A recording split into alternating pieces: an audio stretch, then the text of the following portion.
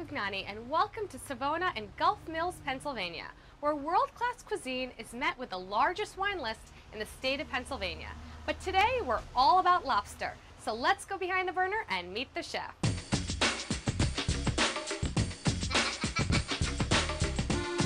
I'm here with Executive Chef Andrew Masciangelo. Andrew, there's a beautiful lobster in front of me. What are you going to do to it? We're going to make a lobster salad today with some avocado, cured lemon, and some microgreens. So I'm going to start off by cooking a lobster. Wow, that's live and moving. Yeah. You want to pick the liveliest lobster you can, one that's running around a lot. So the tips are lively, fresh, and hard shell, and that's the one that you pick. We made a court bouillon. It's basically a vegetable stock with some acid added. People use white wine, you can use white vinegar, lemons, oranges, whatever you really want to flavor it with. And so if you don't have the time to make a court bouillon, you could just use boiling water, or yeah, you can just throw in a couple like aromatics like thyme, bay leaf, peppercorns, you know. So we're just gonna put the lobster into the water for about 5 minutes. Now, a lot of people, when they pull it out of the water, they like to go into cold water to cool it down quickly. But I found that the albumin, or the white stuff that comes out of the lobster, hardens then to the meat, and then it's hard to get that off. If you just let it cool on a tray like this, you can just rinse it underwater and it rubs right off of the lobster. To break down the lobster, it's really easy. You just have to separate the knuckle from the body there. Twist the tail off. It comes off really easy. You can set the head aside. You could use that to make a stock. For the tail, you just want to put it in the palm of your hand like this and squeeze till you hear it crack. Then you can turn it over. And just pull it out like you were taking a big piece of shrimp out. Exactly. Just peel it right out of the shell like that. So how do you prevent it from overcooking? We cook them for 5 minutes and let them cool, and I also don't have the water like boiling. I have it at a low simmer, kind of a little slower cooking.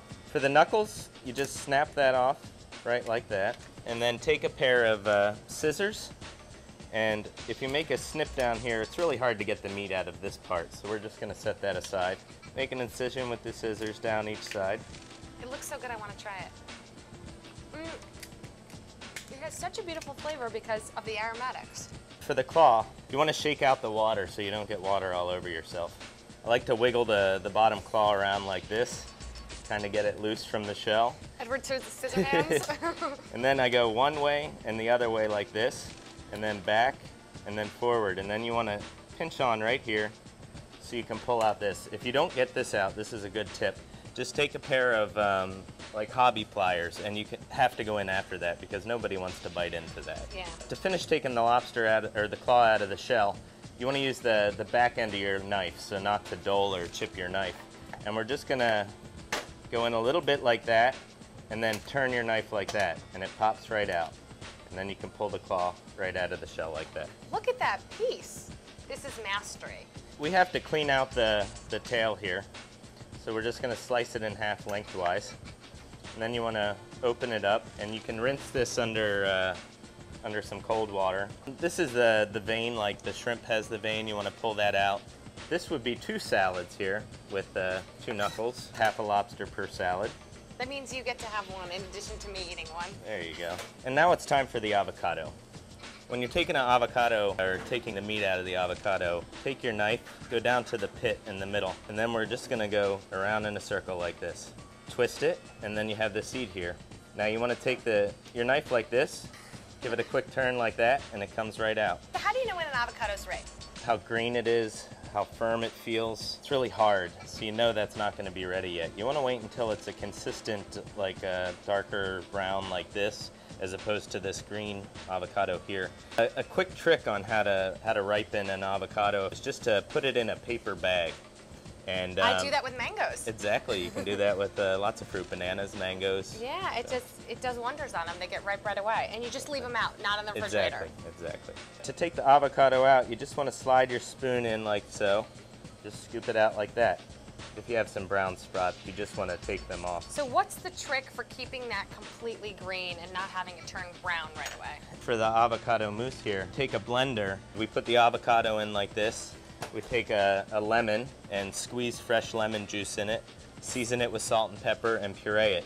Now after you do that, when you take it out, you want to keep it in an airtight container, and it actually stays nicer longer if you put the plastic wrap directly on top of the avocado. I always like to have cured lemon around in my kitchen. Basically, you just want to quarter lemons, an equal mixture of salt and sugar. I use kosher salt. And then you just want to... I like the texture of the kosher salt when you're curing. Yeah, you just want to toss these around, make sure the lemons are covered. We're just going to dump this into the airtight container, shake it around, close it up, and we're going to put it in a cool place, like if you have a basement. Cool, dry place away from sunlight. And we're just going to leave this down there for a month, and you can check on it, and we'll see how it comes out. I have some cured lemon zest here. We just took the rind off of the cured lemon and just chiffonade or julienne the lemon up. So we're going to quickly slice some radish. I'm using a mandolin here. It's easier and faster than a knife, more consistent cuts. Yeah, thin, even cuts, but watch out for your fingers. Exactly. Because it can be very dangerous at home. So we're going to drizzle some olive oil on our lobster here, a little bit of salt. And why white pepper? Just because you don't want those black flecks? For a flecks? visual, exactly. Yeah. I don't want the black flecks on. We're going to squeeze a little fresh lemon juice on. After you clean it, you usually put it in the refrigerator. So when you're ready to plate it, I just quickly throw it in an oven. We don't want to cook it anymore. We just want to warm it up. We're going to take some microgreens, little baby lettuce. We're going to squeeze a little fresh lemon juice on. Take some of the radishes, a little olive oil again for the radishes, some more lemon juice, a little bit of salt, pepper. Toss these around. We'll just take the radishes here and make an arrangement on the plate here. A little bit of our seasoned microgreens. Place that in the middle. Our warmed lobster. We're going to do a quenelle of the avocado mousse. A couple pieces of the cured lemon. I took some lemongrass and some citrus, lemon, lime, orange, and made a broth here. We're just going to take a cloche, cover up our lobster salad like this. Then we're going to take one of our shogun bowls. We're going to put some dry ice. And then we're going to kind of add a essence of this lemongrass and citrus to our lobster salad by pouring this warm broth over the dry ice, placing the lobster on top, and then voila. This is a magical dish for sure. So I'm in lobster heaven, and I'm going to dig in. It's a combination of fruit flavors and a little bit something deeper than that. I think it appeals to all the senses, you know, with the visual, with the fog, and you can kind of hear the broth sizzling against the dry ice. And the broth really gives it that extra layer of flavor and just aroma from the lemongrass and that kind of Asian flair to the dish. Right. Magical lobster here at Savona. Thanks so much for having us. Thank you. Stay tuned to Behind the Burner, where we give you the tips, tricks, and techniques that are lighting the culinary world on fire.